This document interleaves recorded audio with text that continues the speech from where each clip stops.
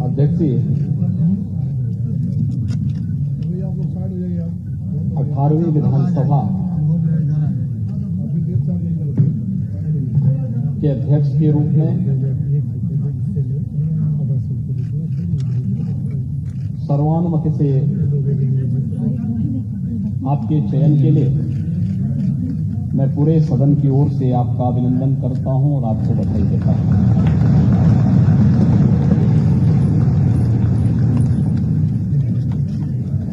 ये बड़ा सुखद संजोग है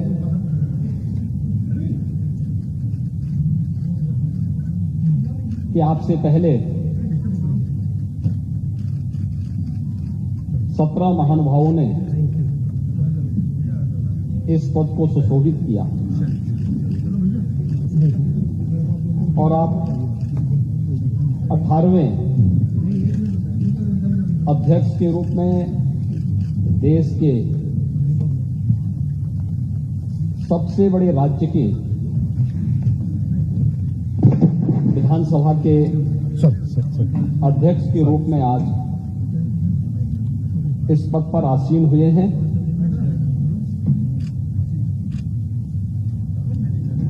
मैं हृदय से पूरे सदन की ओर से आपका अभिनंदन करता हूं।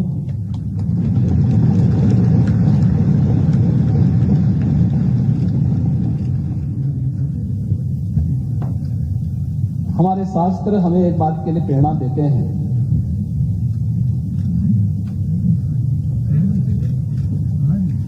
कि जब भी महान बनने का कोई अवसर मिले तो हमें इस अवसर से वंचित नहीं होना चाहिए। तैत्तिरीय उपनिषद ने भी कहा है कि भूत्वेन प्रमितव्यम, यानी महान बनने के अवसर से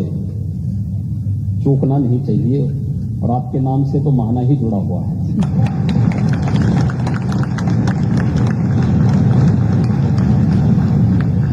स्वाभाविक रूप से लोकतंत्र के इस गौरवपूर्ण आसन पर विराजमान होना ये किसी भी सदस्य के लिए न केवल अभिनंदनीय है बल्कि गौरवपूर्ण भी। और फिर इस पीठ पर एक अनुभवी सदस्य का चयन सर्वानुमति से हो, यह अत्यंत सुखद की अनुभूति कराता है। और खासतौर पर तब जब उत्तर प्रदेश विधानसभा में अभी बहुत दिन नहीं हुए हैं, मार्च प्रथम सप्ताह में दोनों ओर से मिसाइलें चल रही थी और उस समय हर व्यक्ति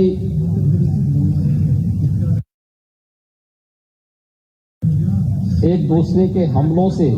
झुलसने से बचने के लिए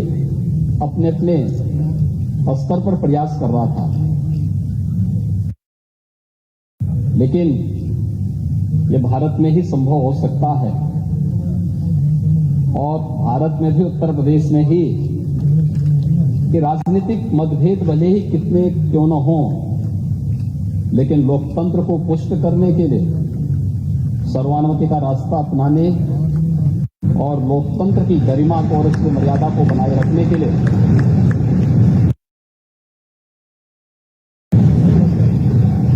हम मिलकर के इस अभियान को आगे बढ़ाएंगे। और आज आपका सर्वानुमति से यहां पर चयन हुआ है, ये सचमुच भारत की उन मजबूत लोकतांत्रिक परंपराओं को और भी मजबूत करता है और भी पुष्ट करता है। मैं इसके लिए सत्ता पक्ष और विपक्ष से जुड़े हुए अपने सभी माननीय जो नेतागण हैं, नेता प्रतिपक्ष और सभी दलों के अपने नेताओं के साथ साथ नवनिर्वाचित सभी माननीय सदस्यों को भी मैं हृदय से उनके चुनाव के लिए और आपके चुनाव के लिए भी मैं उन सबका हृदय से अभिनंदन भी करता हूं और धन्यवाद भी देता हूं।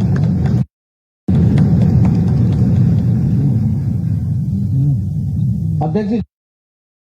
जब हम लोग उत्तर प्रदेश विधानसभा की बात करते हैं तो इस विधानसभा के पहले अध्यक्ष के रूप में राजर्षि श्री पुरुषोत्तम दास टंडन जी का नाम आता है। उन जैसे मनुष्यों ने इस सदन की गरिमा को, इसके उच्च संसदीय मर्यादाओं और मानदंडों को स्थापित करने का कार्य किया था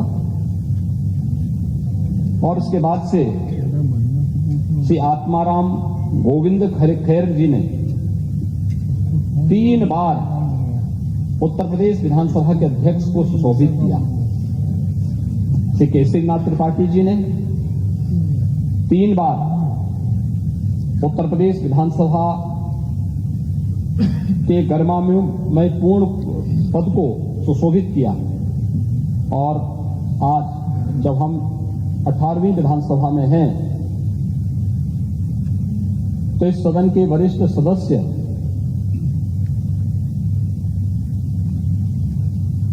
श्री माता प्रसाद पांडे जी ने भी 2 बार विधानसभा अध्यक्ष के पद को सुशोभित किया है। आज भी इस सदन के माननीय सदस्य चुने गए हैं।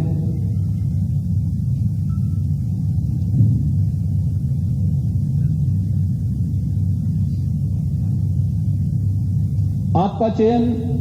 बहुत सारा संदेश दे देता है।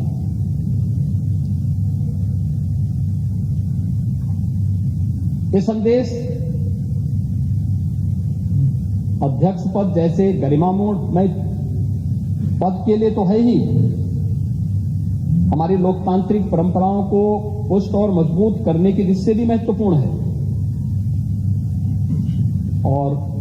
उससे भी महत्वपूर्ण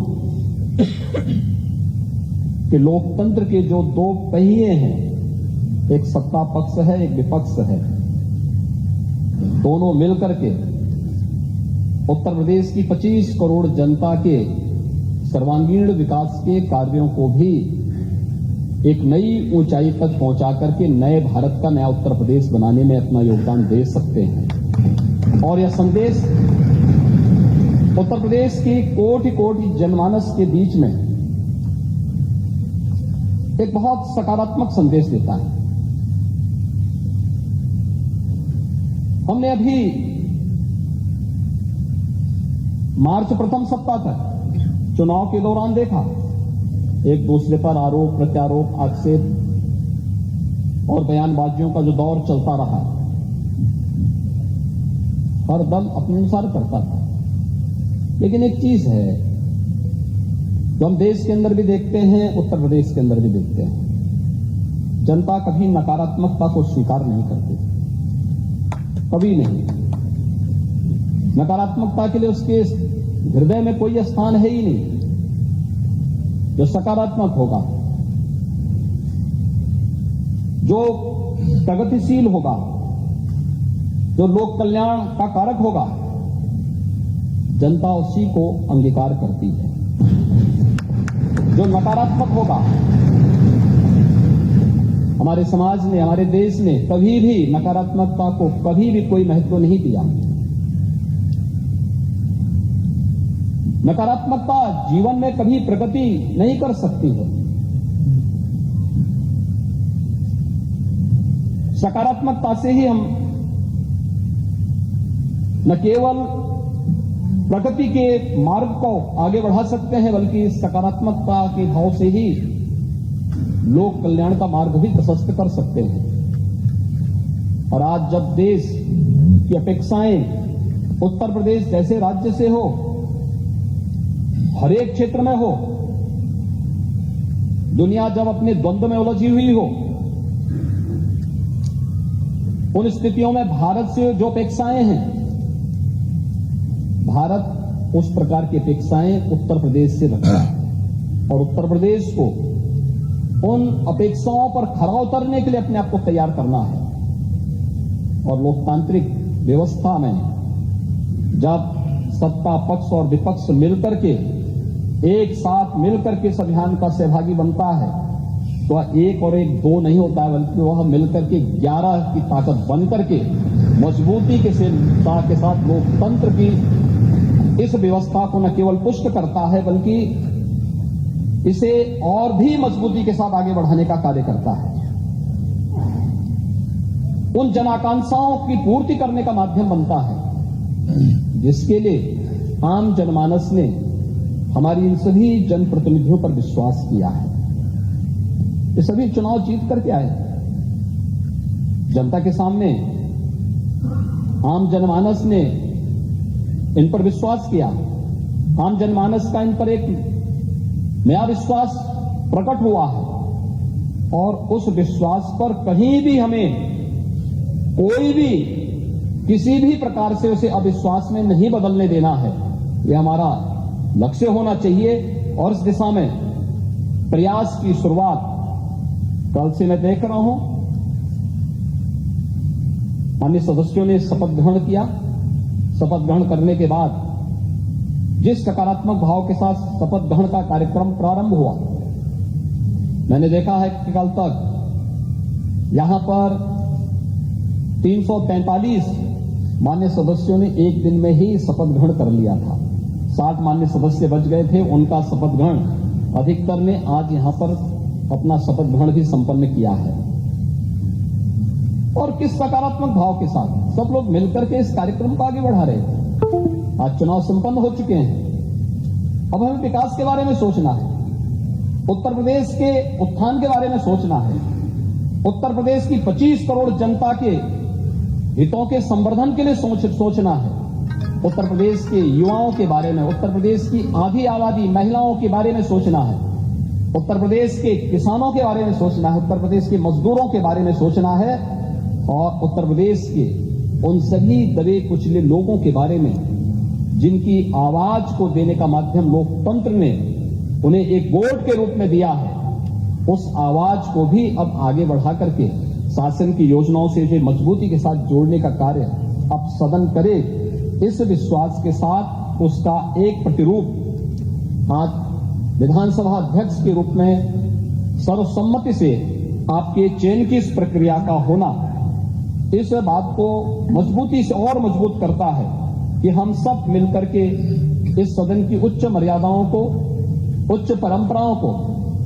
आगे बढ़ाने का कार्य करेंगे और आज आपका चयन उसका एक उदाहरण भी है। देश के अंदर विभिन्न विधानसभाएं, उत्तर प्रदेश की विधानसभा के अंदर क्या कुछ हो रहा है इसको बहुत नजदीक से देखती है। मुझे याद है जब पिछले कालखंड, पिछले 17वीं विधानसभा में इस सदी की सबसे बड़ी महामारी के दौरान हम लोगों ने विधानसभा के सत्र को यहां पे संचालित करने का निर्णय लिया। बहुत सारे प्रश्न उठ रहे थे कि कोरोना में सदन चलाना क्या आवश्यक है। हम लोगों ने कहा देखिए संवैधानिक बाध्यताएं हैं और विधायी कुछ कार्य संपन्न होने आवश्यक है, इस दृष्टि से हम लोग उसकी कोई व्यवस्था देने जा रहे हैं। हम लोगों का सत्र बहुत संक्षिप्त सत्र था, लेकिन सत्र कैसे हमने संचालित किया है,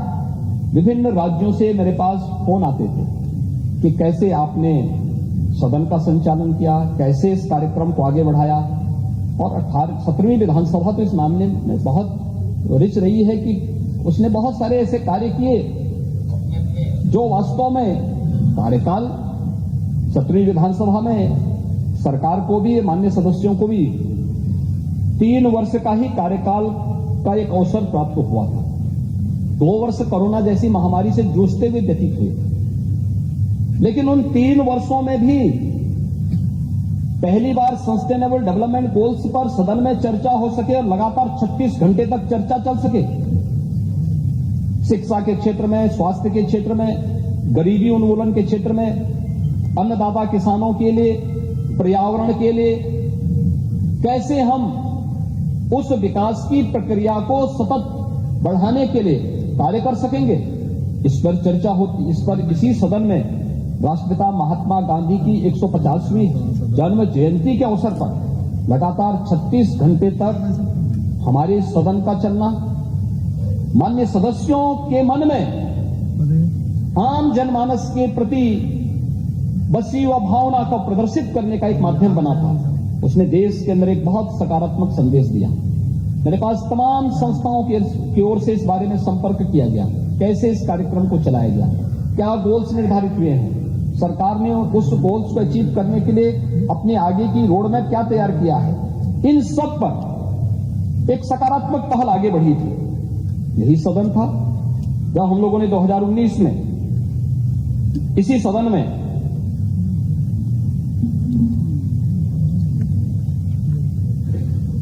छब्बीस नवंबर 2019 को संविधान को अंगीकार करने के दिवस को उसकी 70वीं वर्षगांठ पर एक विशेष सत्र का आयोजन संविधान से संबंधित और बाबा साहब भीमराव अंबेडकर के प्रति श्रद्धा और सम्मान का भाव व्यक्त करते हुए इस अवसर पर एक विशेष सत्र हम लोगों ने आयोजित किया था। और तीसरा विशेष सत्र भी आयोजित हुआ था जब 31 दिसंबर 2019 को संविधान के 126वें संशोधन विधेयक के समर्थन के लिए हम लोगों ने एक विशेष सत्र यहां पर आयोजित किया था, जो अनुसूचित जाति जनजाति से संबंधित उनके हितों से संबंधित एक विशेष सत्र आयोजित किया गया था। 2020 के प्रारंभ में 7वें राष्ट्रमंडल संसदीय संघ भारत परिक्षेत्र का एक ऐतिहासिक सम्मेलन भी यहां पर आयोजित हुआ था। श्री हृदय नारायण दीक्षित जी के मार्गदर्शन में, उनके नेतृत्व में 17वीं विधानसभा ने जिस गरिमामयी तरीके से सत्र के संचालन को उन्होंने अपनी विद्वता से, अपने सार्वजनिक जीवन के अनुभव से आगे बढ़ाने का कार्य किया था, अत्यंत अभिनंदनीय रहा। और उत्तर प्रदेश विधानसभा में जिन बातों पर चर्चा होती थी, जिन मुद्दों को यहां पर उठाया जाता था, उसकी गूंज देश के अंदर विभिन्न राज्यों के साथ ही प्रदेश के अंदर भी गांव और गलियों तक भी सुनने को, देखने को हम सबको मिलती थी कि आज उत्तर प्रदेश विधानसभा में जनता से जुड़े हुए इस मुद्दे पर गंभीर चर्चा हुई है। आज उत्तर प्रदेश विधानसभा में इस दिशा में एक नए प्रस्ताव को आगे बढ़ाया है। आज ये अलग अलग मुद्दों पर जनता के बीच में भी ये बातें सुनने को मिलती थी। वह एक बहुत सकारात्मक भाव होता है। मुझे लगता है कि जब जनता अपनी विधायी संस्था को एक विश्वास के रूप में देखती है, तो हम मान करके चलें कि लोकतंत्र के प्रति आम जनमानस के विश्वास को प्रकटीकरण करने का सबसे अच्छा माध्यम होता है। और लोकतंत्र के प्रति आम जनमानस का विश्वास लोकतंत्र को सबसे ज्यादा मजबूती दे सकता है, और उस मजबूती का आधार हमें इस सदन को बनाना ही होगा। इस देश से आज आपका चयन हुआ है। हम सब जानते हैं आप लगातार 8वीं बार उत्तर प्रदेश विधानसभा के सदस्य चुने गए हैं। आपके पास सार्वजनिक जीवन का एक लंबा अनुभव है। कानपुर जैसे औद्योगिक क्षेत्र में मां गंगा के तट पर बसे हुए इस औद्योगिक नगर में जमीन से जुड़े हुए एक आम कार्यकर्ता के रूप में कार्य करते हुए, बूथ स्तर के कार्यकर्ता के रूप में, मंडल अध्यक्ष के रूप में कार्यकर्ता के रूप में, शिक्षा और सेवा के क्षेत्र में कार्य करने वाले संगठनों के पदाधिकारी और एक सामान्य कार्यकर्ता के रूप में कार्य करते हुए आपने एक लंबे समय तक जहां उस फील्ड में काम किया, वहीं 8 बार से कानपुर महानगर से विधायक के रूप में आपका चयन आज इस सदन में होता रहा है। आपने विभिन्न सरकारों में भी अलग अलग मंत्री पद का दायित्वों का निर्वहन किया और कुशलता पूर्वक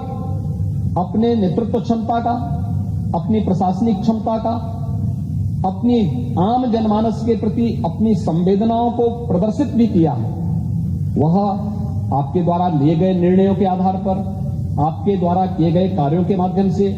बार बार एक सदस्य का एक क्षेत्र से चुनाव जाना, यह और वह भी तब जब दुर्भाग्य से जातिवाद की, उस राजनीति की, उस आंधी में एक व्यक्ति जिसकी अपनी कोई जाति न हो,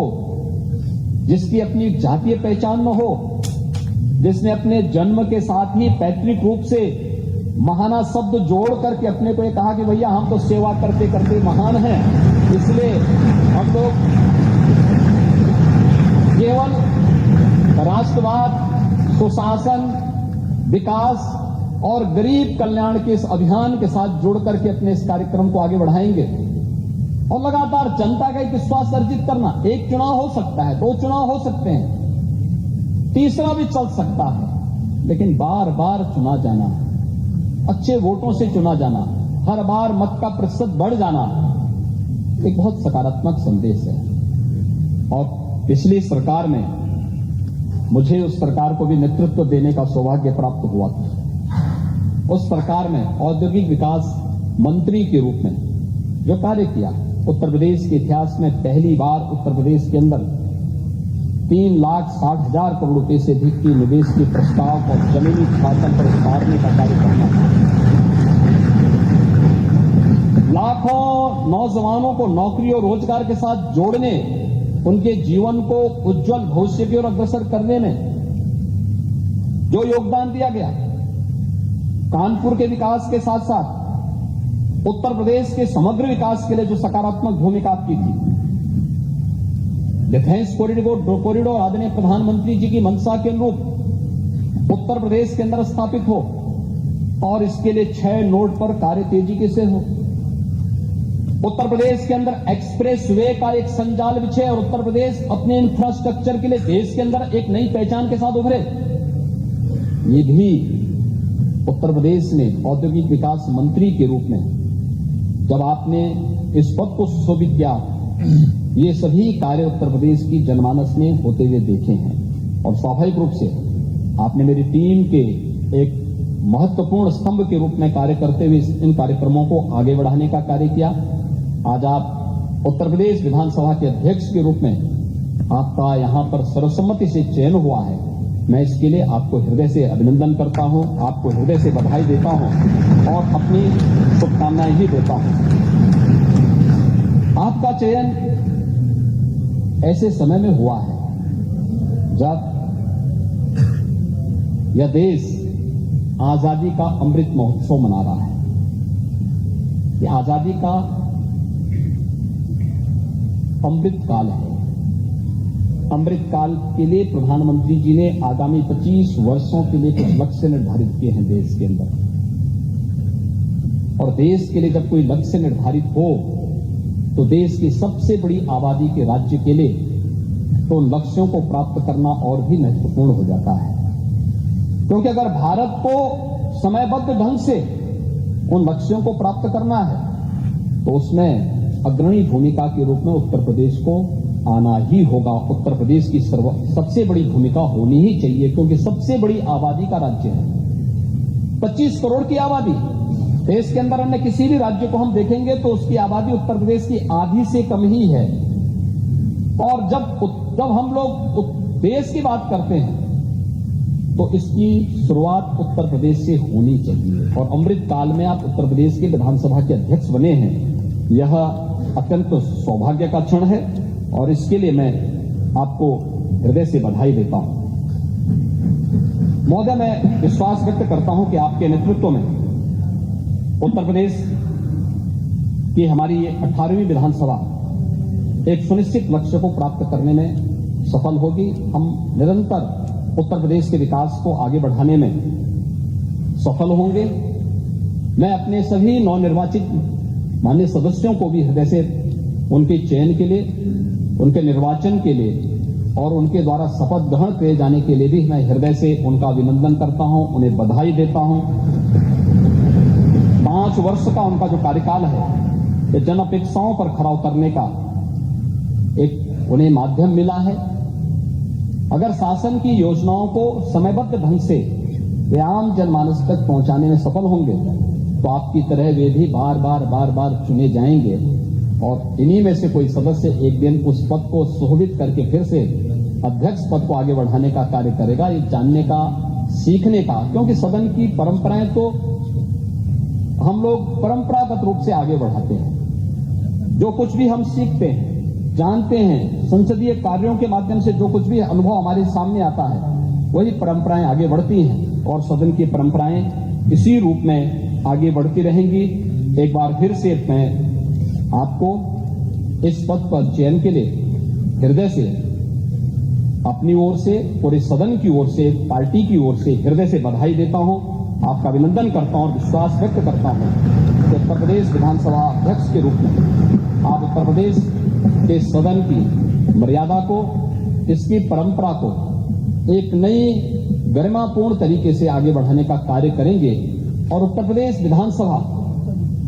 17वीं विधानसभा की तर्ज पर, यद्यपि विगत 2 वर्षों से हम लोग कोरोना जैसी महामारी से के प्रबंधन में ज्यादा समय हमें खर्च करना पड़ा, ज्यादा समय लगाना पड़ा, एक जगह एकजुट होकर के ज्यादा जमावड़ा नहीं होना है, यह जो भी प्रोटोकॉल थे उसका पालन करते हुए हम लोग अगले 2 वर्ष में कोई कार्य इस प्रकार से आगे नहीं बढ़ा पाए। लेकिन समय समय पर राज्य के हित के लिए, 25 करोड़ जनता के हित के लिए और देश और दुनिया से जुड़ी हुई उन महत्वपूर्ण मुद्दों को लेकर के चर्चा परिचर्चा का एक माध्यम हमारा ये सदन बनेगा, इस विश्वास के साथ मैं एक बार फिर से आपके प्रति हृदय से बधाई देता हूं, आपकी उज्जवलमय भविष्य की कामना करता हूं और विश्वास व्यक्त करता हूं कि आपके नेतृत्व में यह सदन अपनी उच्च परंपराओं को आगे बढ़ाने का कार्य करेगा। आपके प्रति मेरी पूरे सदन की मंगलमय शुभकामनाएं हैं। धन्यवाद। जय हिंद।